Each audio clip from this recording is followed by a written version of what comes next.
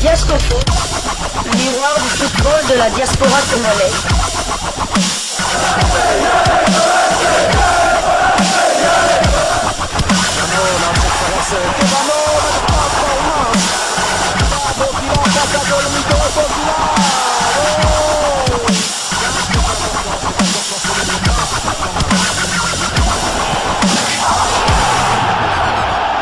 Diasco Foot, le miroir du football de la diaspora congolaise. Vous êtes sur Diasco Foot, le miroir du football de la diaspora congolaise. Diasco Foot vous dit bonjour, tout le plaisir est pour nous de vous retrouver, mais surtout de savoir que vous êtes nombreux en train de suivre votre chaîne YouTube dédiée uniquement aux footballeurs de la diaspora congolaise.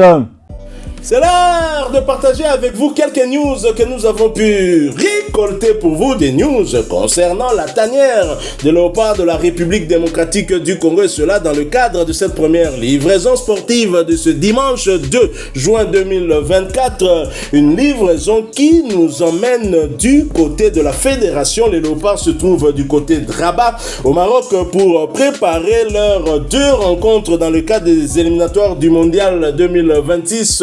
La 3e et 4e journée, les léopards se déplaceront à Dakar pour affronter les Lions d'Ateranga du Sénégal. Ensuite, reviendront rapidement à Kinshasa pour accueillir les éperviers du Togo. Mais nous allons une fois de plus scruter cette liste de Sébastien Desabre. Nous l'avons déjà fait pour d'autres compartiments, notamment les gardiens de but, la défense, le milieu de terrain, et le milieu, on avait scindé en deux, les milieux défensifs plus un offensif, Gaël Kakuta. Puis on a eu à parler des milieux excentriques, des ailiers, donc 4, on en a parlé hier, et aujourd'hui nous allons parler du dernier compartiment qui reste. Il s'agit des 4 attaquants convoqués par Sébastien Desabre. Nous allons donc analyser leur temps de jeu, leur fin de saison, leur saison tout court.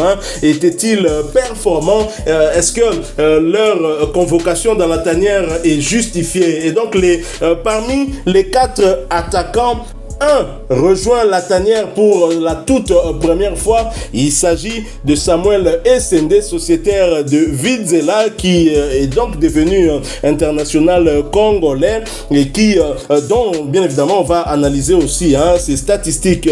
Alors nous allons commencer cette liste par Simon Banza. Simon Banza évolue du côté du Portugal dans le club du SC Braga. Sa saison est terminée et Simon Banza a réalisé une très bonne saison avec comme temps de jeu 2868 minutes sur les 4302 minutes possibles.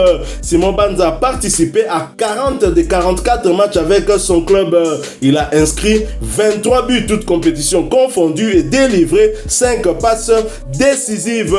Simon Banza, du côté du Sporting Braga, a terminé meilleur buteur de son club. Simon Banza a terminé deuxième meilleur buteur du Portugal derrière le Suédois du Sporting CP Gyökeres. Simon Banza a terminé la saison comme troisième meilleur buteur africain de l'Europe. Simon Banza a terminé comme meilleur buteur léopard de l'étranger. C'est dire que c'est sa meilleure saison en tout cas depuis le début de sa carrière. Et Simon Banza, bien évidemment, s'il reste, difficile pour lui de rester puisqu'il est sollicité par-ci par-là, mais s'il arrivait à rester, il jouera quand même une compétition européenne interclub.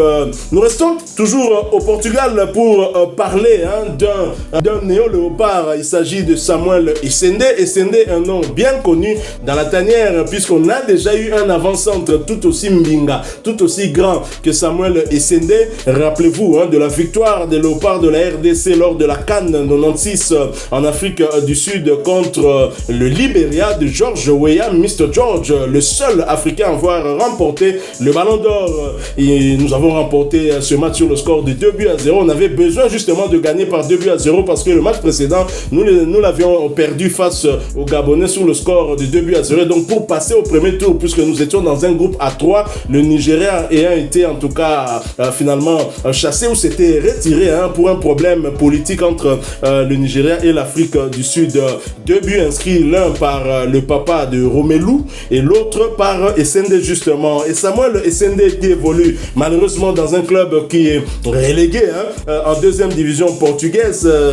Et donc sur un plan collectif, son bilan est plutôt négatif. Mais sur un plan personnel, Samuel Essende a joué 35 matchs du côté de Vizela, a inscrit 16 buts, toutes compétitions ont confondu. Samuel Essende est le 4e meilleur buteur du Portugal avec 15 buts, ex aequo, bien évidemment, il n'est pas le seul à avoir inscrit ce nombre de buts. Samuel Essende est le 2e meilleur buteur léopard évoluant à l'étranger. C'est pas rien, il vient dans la tanière. Très fort, attention.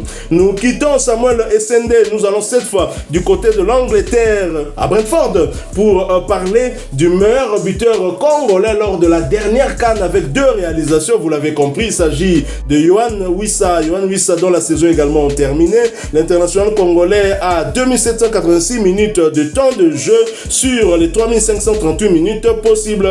L'international congolais a participé à tous les 36 matchs avec son club, avec à la clé 12 buts inscrits et 3 passes décisives délivrées. C'est aussi l'une des meilleures saisons de Yohan Wissa qui a battu plusieurs records. Yohan Wissa est le joueur congolais, le léopard, du moins pas joueur congolais dans le sens élargi avec des binationaux qui n'ont pas encore opté pour la RDC, mais Yohan Wissa est le léopard qui a inscrit le plus grand nombre de buts en une saison en première ligue.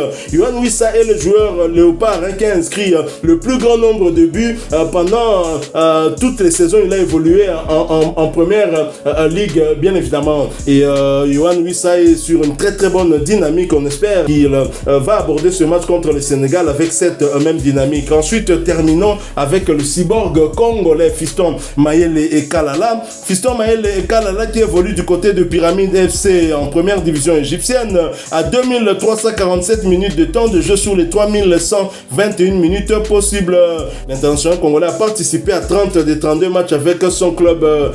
Fiston Mayele Kalala avait commencé la saison en demi-teinte, probablement parce qu'il avait besoin d'un temps d'adaptation, mais en cette fin de saison, on peut dire que le cyborg termine très très fort. Il a planté 10 buts et délivré 4 passes décisives. C'est dire que Fiston Mayele Kalala était 14 reprises décisives avec son club. Il vient dans la tanière auréolée, en tout cas de ses buts et de ses passes décisives délivrées lors des derniers matchs avec son club.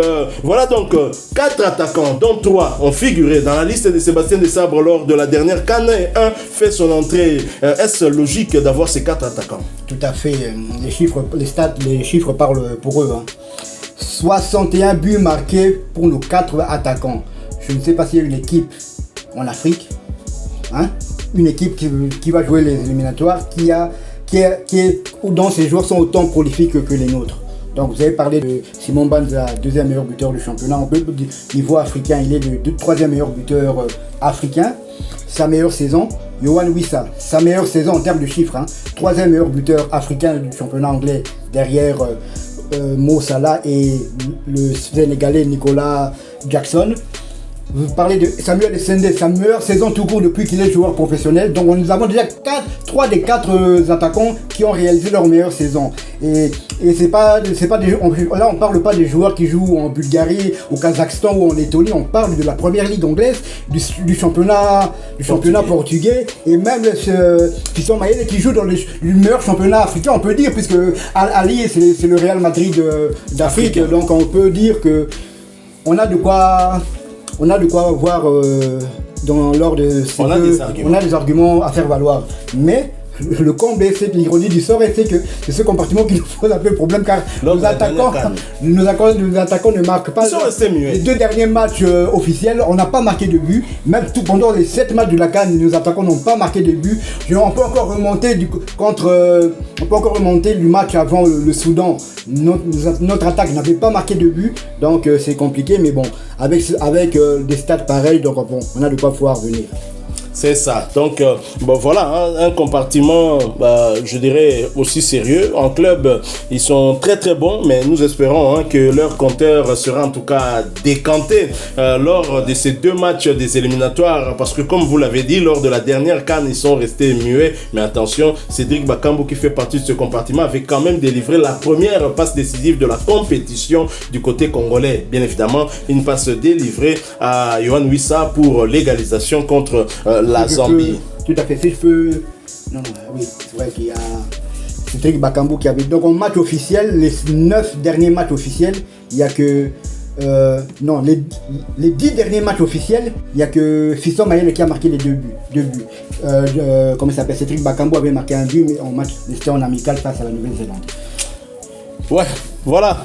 Mais bon, la bonne nouvelle, là, c'est qu'ils sont très en forme. Hein. Ils arrivent dans la tanière en forme. On espère que cette dynamique qu'ils ramènent de leurs différents clubs va donc perdurer du côté de la tanière pour nous permettre d'atteindre notre objectif. L'objectif, c'est déjà de faire un bon match du côté du Sénégal et surtout ne pas perdre ce match et remporter le match à domicile, quel que soit l'adversaire. Bien évidemment, aller à la Coupe du Monde reste notre objectif principal. Hein. J'espère que nous y arriverons. Sébastien Desabre travaille pour. Hein. Maintenant qu'on a un nouveau ministre au sein du ministère des Sports, espérons que les choses aillent plus vite. Hein. Nous attendons aussi des élections au sein de la Fédération Congolaise de Football Association pour que les choses finalement se normalisent.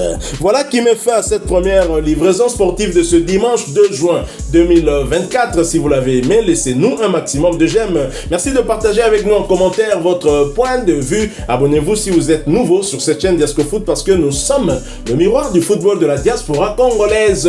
N'oubliez pas d'activer la petite cloche de notification histoire de ne plus rien manquer des prochains sujets que nous allons vous proposer encore une fois. Merci à vous, avec espoir de vous retrouver bientôt dans un autre sujet d'actualité. En attendant, portez-vous bien et Diasco Foot vous dit au revoir.